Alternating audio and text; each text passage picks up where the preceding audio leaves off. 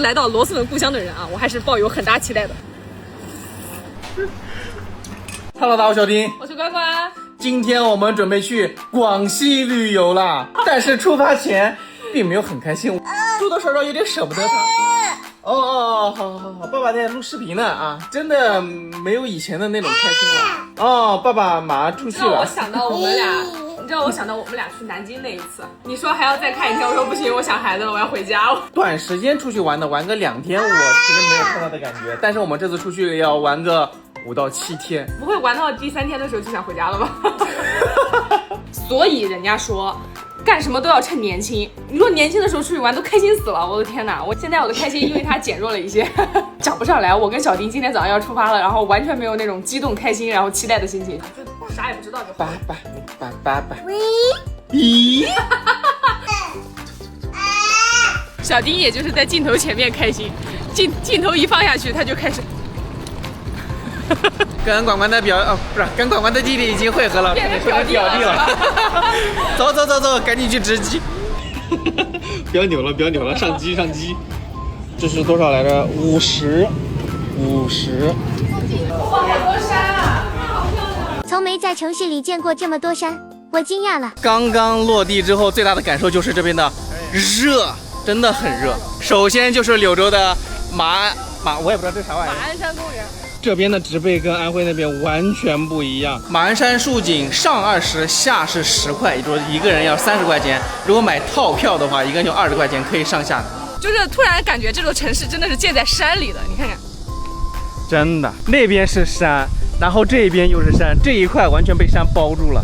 然后你看这边，也是被山给包住的，凉爽。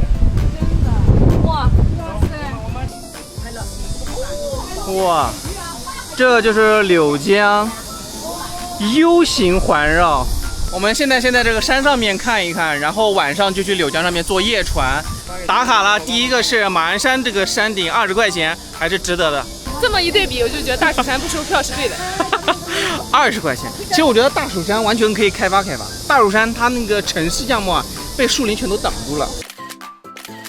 速度一点，那边雨来了，看。不要阻碍我打卡。来，柳州这个雨太大了，我们来的第一个景点就被堵住了。这雨大的根本没办法出门，刚刚还在山顶，下来之后这雨就下成这个样子。终于要正式开始我来柳州的第一目标了，就是螺蛳粉。最主要的目标，咱柳州就一个目标，就是吃。我作为一个从不爱吃螺蛳粉到爱上螺蛳粉，到第一次来到螺蛳粉故乡的人啊，我还是抱有很大期待的。哇，终于来到了今天的第一顿螺蛳粉啊！终于来到了螺蛳粉的故乡。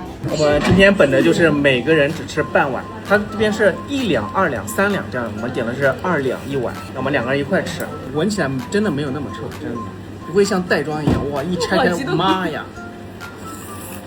平时在合肥，我都觉得外面的煮的螺蛳粉不如我自己家煮的，就比我自己煮的好吃。这讲究肯定很好吃，好好吃啊，好有味道，味道挺不错的。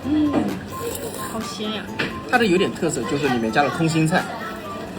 我们那边是不加空心菜这种东西的。这边有一个这是冰头了。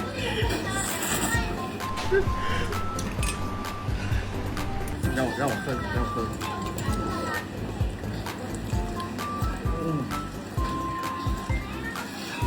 4个人吃了2碗，现在去第2家接着干。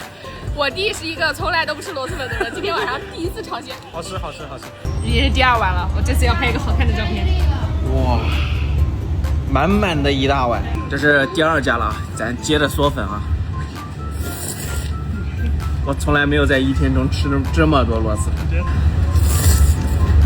感觉这家更劲道。对，不一样的口感。吃完了螺蛳粉，今天是柳州的最后一个景点了，就是柳江的夜船，包了豪华大船游。不是，你别说那么夸张好吗？你没有包。我们买了豪华大船票。你们听到鬼哭狼嚎了吗？这船已经开动起来了，超级舒服，欢迎大家都来柳州玩。今天柳州一天行还是非常的快乐的，不管是玩吃都很好，都很满意，美真的。人美景美食。118块钱的酒店开盲盒。哦，哎，这是个套房哎。真的假的？真的。哇！118块钱，这不得做点什么？你不要开车好不好？哎。